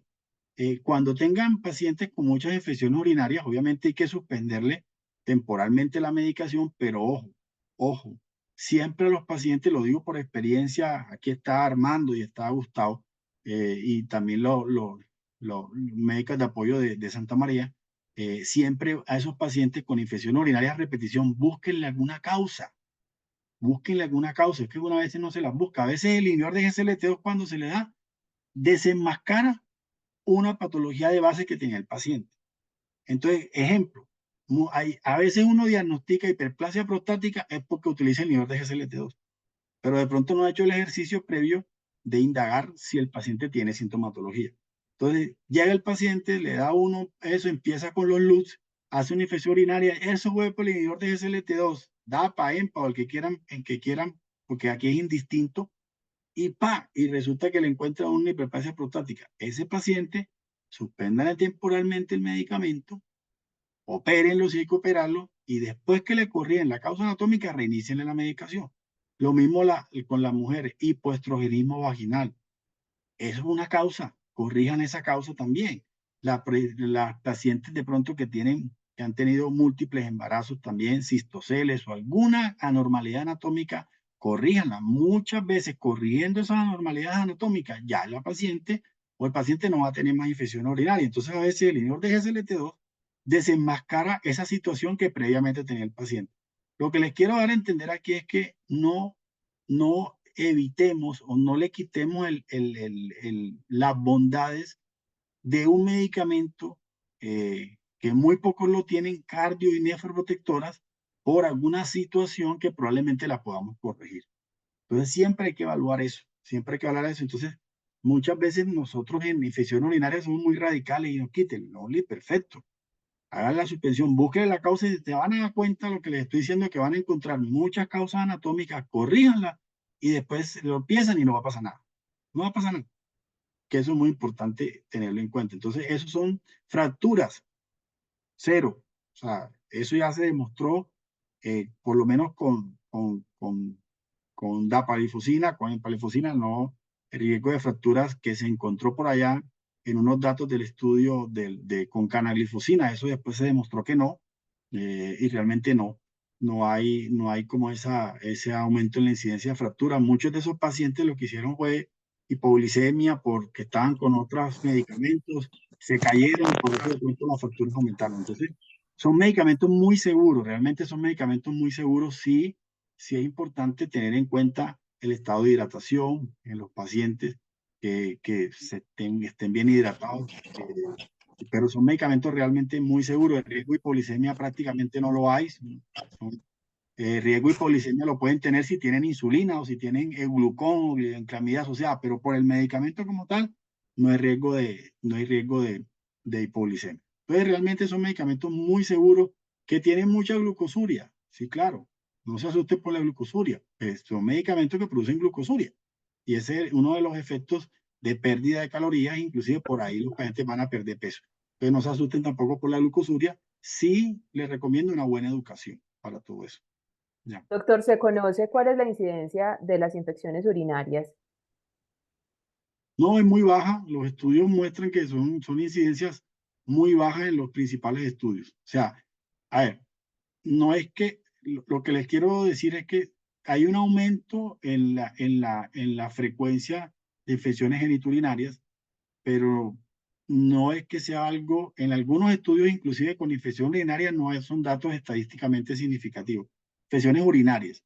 Muchas de esas infecciones urinarias son genitourinarias, empiezan genitales y pasan a infección urinaria, que sería infección urinaria baja. Pero obviamente controlando la vía de entrada, que sería una vía ascendente, una vía que entra, que es por vía local, de infección genital a la vía urinaria. Recuerden que la infección urinaria puede ser por vía hematógena, pueden ser por vía ascendente. Muchas de esas que se presentan es por vía que vienen de infecciones genitales. Entonces, si uno hace un buen aseo, uno hace una buena educación, vamos a disminuir la incidencia de infecciones genitales y, por supuesto, también de infección urinaria. Pero no es que el medicamento tenga aumento en la incidencia de infección urinaria que repercutan en la vida, ¿no? O sea, sepsis urinaria y esas cosas, no hay una evidencia contundente, no son datos estadísticamente significativos. Y eso es importante tener en cuenta para quitar ese un poquito ese mito que hay con infecciones urinarias. En la Listo. práctica personal, ¿qué les recomiendo? Hagan lo que les estoy diciendo, busquen alguna causa orgánica, anatómica, si hay infecciones urinarias a repetición. Búsquense la que se la pueden encontrar y si ya definitivamente no, pues sí, obviamente va a haber pacientes que no se les puede dar, o sea, pacientes que no van a ser candidatos a utilizar inhibidores de GSLT2, ni EMPA, ni DAPA, ni ninguno. Y eso lo van a ver, porque nunca un medicamento puede ser 100% universal. Eso es importante tener en cuenta. Y no solamente con EMPA, también con semaglutida, también con insulina, también con IECA-2. O sea, eso es importante saber que pacientes que no van a ser candidatos, ya, pero la gran mayoría sí se beneficia. Ya. Doctor Rico, y Doctor, para quería de fin. pronto ahí abonar algo, y es que los últimos estudios que se han tenido con los diferentes IGLT2, en, en estos estudios realmente no se han presentado las infecciones genitales. Entonces vemos que realmente también hemos aprendido a manejar estos fármacos y que claramente lo que vimos, esa incidencia que vimos fueron los estudios pivotales y pues claramente porque estaban con los pacientes que eran 100% población diabética. Sí, y eso es muy importante. Yo creo que la educación es muy importante. Ya. Si uno hace una buena educación, eh, vamos a mejorar muchas variables y como le digo, la infección urinaria es por esa vía. Entonces, lo que dice Daisy es muy cierto. O sea, eh, por lo menos nosotros en la consulta, si estamos hablando de la experiencia de nosotros, ahí está Gustavo y está Armando, pues yo, lo que dice Daisy es muy cierto, infecciones genitales, la verdad, muy poquitas, vemos, muy poquitas, ¿verdad? Y explicándole bien al paciente, pues mucho mejor, mucho menos vemos. Pero yo, pues en mi experiencia no veo mucho tampoco, ¿verdad? Muchas gracias a ambos por la respuesta. Vamos a finalizar con esta pregunta que varios de nuestros usuarios la han manifestado. Experiencia con empaglifosina versus dapaglifosina. ¿Experiencia en qué sentido? Germán está preguntando. Bueno, ambos medicamentos son inhibidores de GSLT2, ambos medicamentos son usados. ¿Qué es importante? Pues mirar siempre los estudios que tiene cada medicamento. Yo creo que eso es siempre importante mirar los NNT, por ejemplo, en los estudios pivotales, mirar la población. eh, la población en prevención primaria fue mucho más en los pacientes con DAPA, eh, mirar los estudios que hay en falla cardíaca y en enfermedad renal, los resultados que hay, y mirar en enfermedad renal las poblaciones que se analizaron y los resultados que se obtuvieron. Mirar los NNT, que son fundamental, tenerlos en cuenta. Entonces yo creo que es importante esta parte. Un mensaje muy importante es, que siempre lo he dicho, es, mire, vemos mucho en los programas de nosotros de salud renal, afortunadamente los de nosotros no tanto, pero en las demás experiencias, es la utilización mucho de EPP4 en pacientes en los programas de enfermedad renal. Vemos mucho de PP4 y la implementación general de los inhibidores de GSLT2 a veces no es tan alta. A nivel mundial, la implementación de un 20, 15 máximo por ciento, y la implementación más baja es la de los nefrólogos. Tienen mucha más implementación los endocrinos, los cardiólogos, los médicos de atención primaria a los familiares que los nefrólogos. Entonces, un mensaje en los programas de salud renal: utilicemos más estas medicaciones porque están en los protocolos de las guías como primera línea. Entonces, ese es un mensaje importante. Nosotros en el programa de nosotros tenemos tenemos una población importante de pacientes con inhibidores de GSLT2, que es fundamental, y ya cambiamos esa relación de EPP4 con inhibidores de GSLT2. Entonces, más bien, una de las invitaciones es eso, a que le demos más a los pacientes terapias modificadoras de las enfermedades. Y una de estas terapias es precisamente esta, básicamente. No, no sé si Daisy quiere complementar.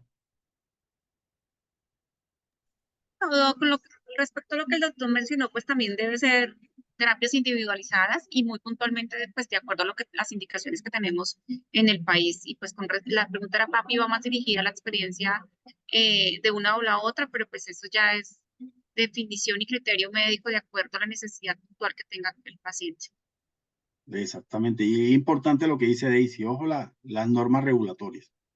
Las normas regulatorias son importantes, y en enfermedad renal, que eso es importante, enfermedad renal, diabética y o cardiovascular, la norma regulatoria en Colombia tiene aprobación de la pagliflozin. Es siempre importante tener en cuenta las normas regulatorias, ya. Pero como dice Daisy, queda a criterio personal, y el gran consejo: revisen los estudios. No asuman que un estudio es para este medicamento y para el otro. Revisen, como les digo, los NNT, los estudios, compárenlos, miren las poblaciones que utilizan, y con base en eso ya uno puede tener un criterio para utilizar, pero también tengan en cuenta las normas regulatorias, y eso es un punto fundamental para nosotros como Colombia. Yo sé que hay colegas de otras partes y ya en otros países habrán otras normas, pero en Colombia esas son las normas que nos rigen, ya, y hay que tratar de cumplirlas para no meterse en problemas nosotros después. Ya. Excelente, doctor Rico, gracias totales por la intervención. Un tema absolutamente pertinente y necesario para nuestra organización y, como lo manifestamos al inicio de la charla, pues de interés general para el personal médico también. Gracias totales a AstraZeneca por el auspicio, por estar comprometido con nuestra formación continua. Ustedes son un aliado estratégico muy importante para nosotros. Y a cada uno de los participantes que estuvo con nosotros conectado más de hora y media, pues nuestra gratitud también. También saben que estas acciones de formación nosotros las hacemos para ustedes porque nos interesa incrementar su capital intelectual, mejorar los conocimientos, las habilidades, las destrezas. Pertenecemos a un sector muy especial como lo es el de la salud, y qué rico aprovechar a talentos maravillosos como el del doctor Jorge Rico. Entonces nos veremos en una próxima ocasión. Pilas, vayan reservando agendas. 14 de agosto, 7 de la noche. ¿Listo? Estamos en Muchas contacto. gracias Gracias para totales. todos. Gracias a Gracias a todos. todos, absolutas, doctor Rico, muchas gracias. Feliz Bueno, noche, que descansen. abrazo, feliz noche.